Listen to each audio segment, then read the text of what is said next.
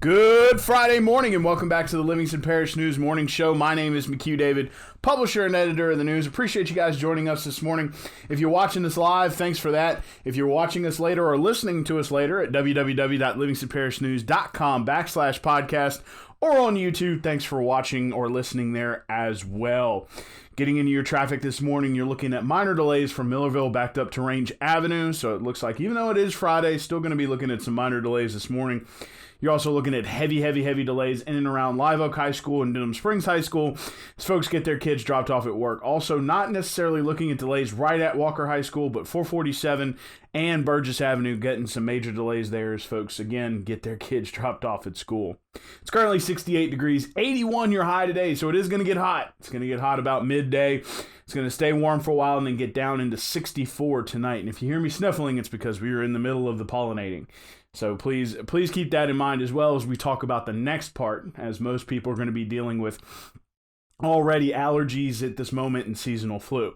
And of course, the next thing we're going to talk about is the coronavirus. Last night, Parish President Leighton Ricks got up in front of the Parish Council. He said that the parish is in constant contact with the Department of Health and Hospitals and the governor's office at the state level, talking about what needs to be done, what kind of preparations need to be made. The parish president said to treat it like the glorified flu.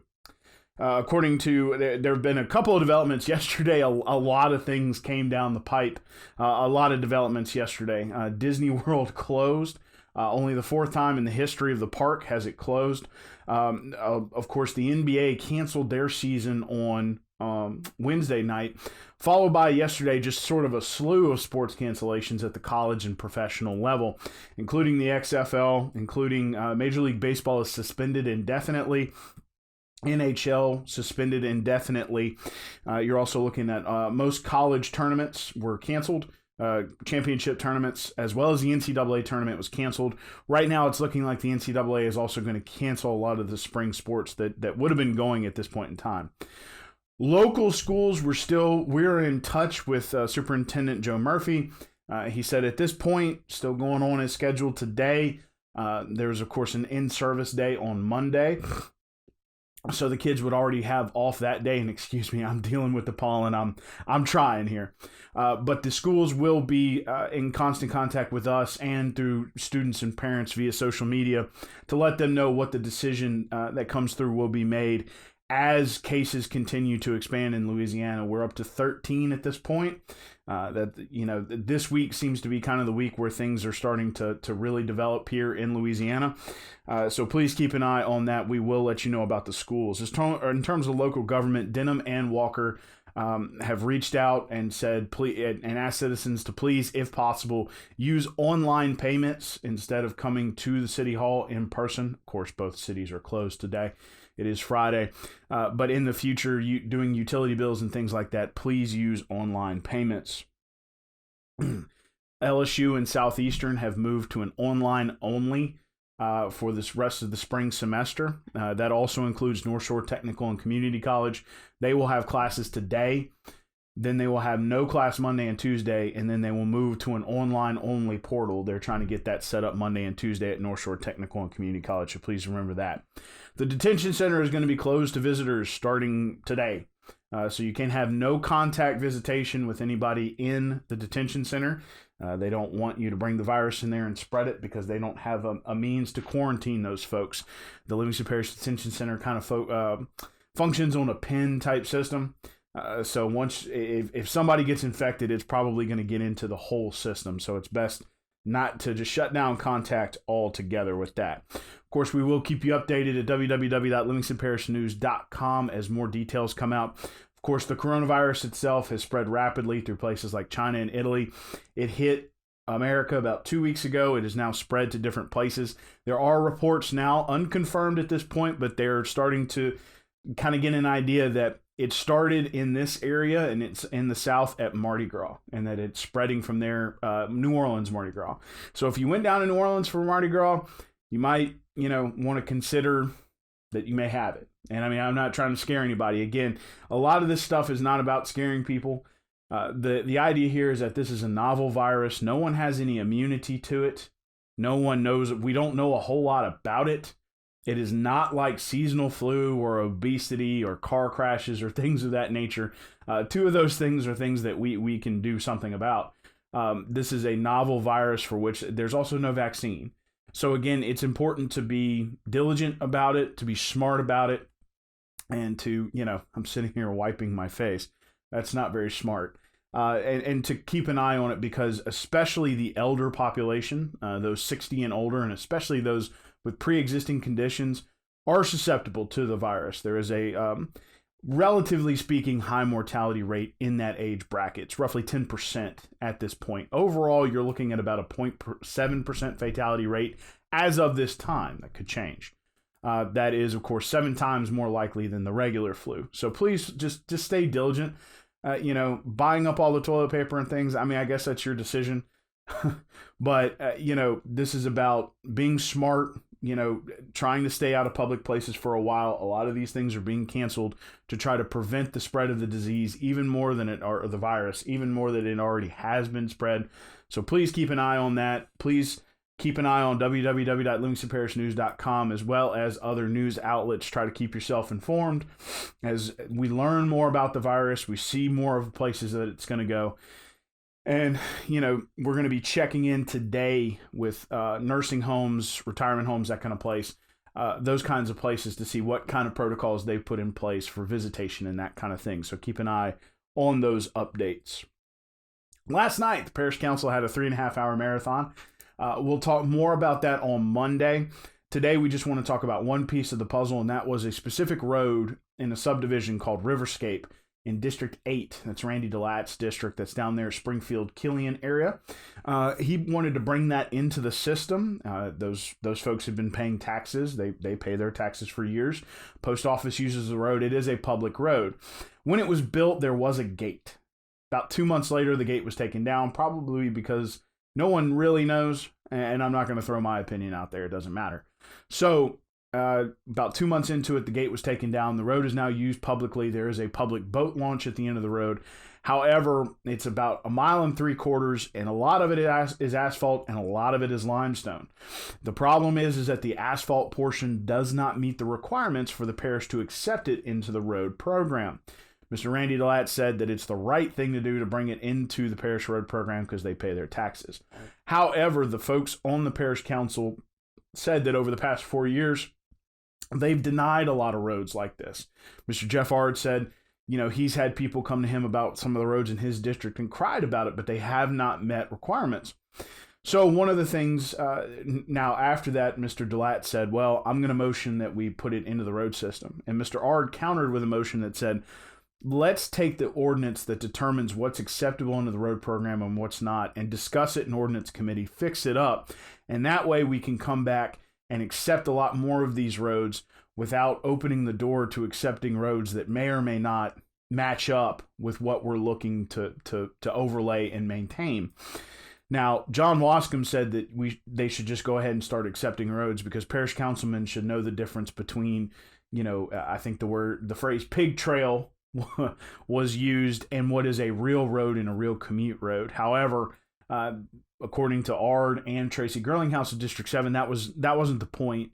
The point is to make sure that when these roads do come into the system, it's more about proper process, getting them inspected, understanding what the parish will be dealing with when they bring them into the system, that kind of thing. So in the end, it was a 5-4 vote to send it to Ordinance Committee. Tracy Girlinghouse, Bubba Harris, Jeff Ard, there it is, Scooter Keene, and Gary Talbert voted yes. Shane Mack, Randy DeLatte, Gerald McMorris, and John Wascom voted no. However, later in the meeting, right at the end of the meeting, this is part of the reason we had a little marathon last night, Bubba Harris wanted to reconsider his yes vote, which means he might change his vote, but he wanted to open the floor back up to discussion. Both Tracy Girlinghouse and Jeff Ard sort of repeated their position, and then Randy DeLatte repeated his decision. Mr. Gary Frog Talbert came out and said, I feel like over the past 4 years, we've been good stewards of the taxpayers' money in overlaying roads that were accepted into the system. He said, if we want to change that, we need to do it the right way, because there's a vote coming up in the fall for the 1 cent sales tax that funds the road overlay program. John Wascom had the opposite viewpoint. He believed that in order to show faith and get people to vote yes, they needed to take in as many roads as possible. A resident did stand up and say, I live on a road that was accepted in the parish road program. If you start accepting more roads in and spending money on roads that you did not say you were going to do in the beginning, then I'm going to go and vote no on the road sales tax. Of course, that sales tax vote was moved to the fall. Better turnout possibly because of a presidential election, or probably. And so that'll be coming up in the future. So, this is an issue, something to keep mind of. It did stay 5-4. Bubba did not end up changing his vote. So it will go to Ordinance Committee to discuss sort of the underlying process of how a road is accepted into the parish road program. Now, if you're curious what the parish road program is, that is that program where you are part of the potential overlay.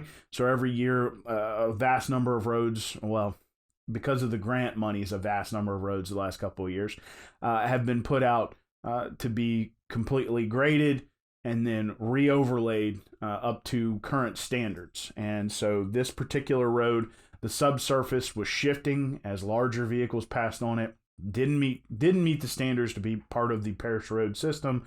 There are a lot of ways that you can go about getting it into the road system. You can go door to door and try to get everybody to chunk in, $1,000 to get the road fixed. If that's enough, it might be $2,000-$3,000. There are about 44 home sites on this particular road. So will be interesting to see how Ordinance Committee treats this and how they want to change how the parish accepts roads into the program.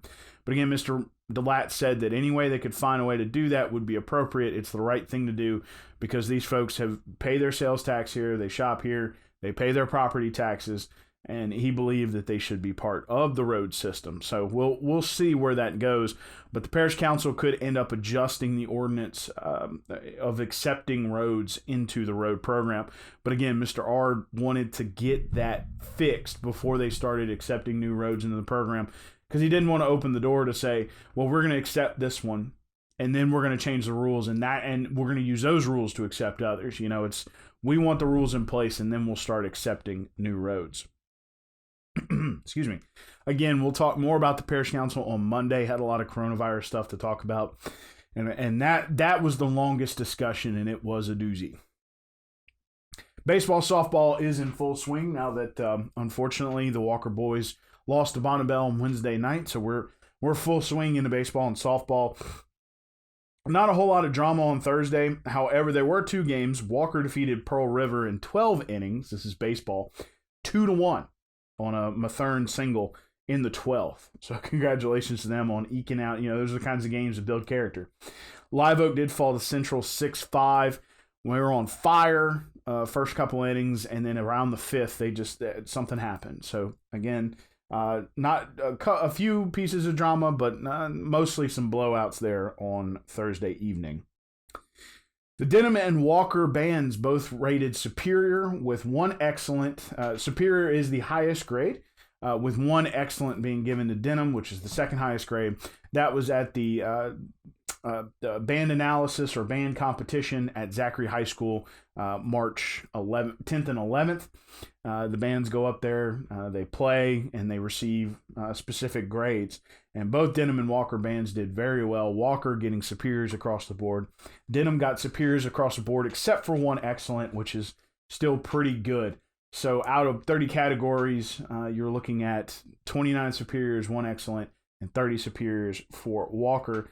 Both schools are considered having completed the sweep, and it's called sweeps. So congratulations to the Denham and Walker bands for a great turnout, great show out this week. I'm sure those kids are proud. They work very hard. Back to your traffic. Millerville to Range on I-12 westbound, backed up. Probably Going to have to deal with some intermittent delays that's causing some minor delays at 190 and Jubin Road, as well as 4-H Club Road, River Road, and 190. Minor delays on 64 heading into Central with some minor delays on Greenville Springs. Not too bad that way this morning. Of course, heavy delays in and around the larger high schools as those folks get their kids dropped off at school. That seems to be an inevitability these current mornings. You're looking at 68 degrees currently, 81 your high. So it is going to get warm today. 64 your overnight low. One last time, my name is McHugh David, publisher and editor of the news. Appreciate you joining us today for the Livingston Parish News Morning Show. If you're watching us live, thanks for that. Watching us on YouTube later, appreciate that. Or at www.livingstonparishnews.com/podcast. We are on Facebook, Twitter, LinkedIn, Instagram, and YouTube. We are once a week in print on Thursdays, and we are also online. We've mentioned the URL several times, but we have an app to go with that, so we'd appreciate it if you check that out. Please remember to be safe. Be mindful of your health condition. Keep a mindful eye on those around you.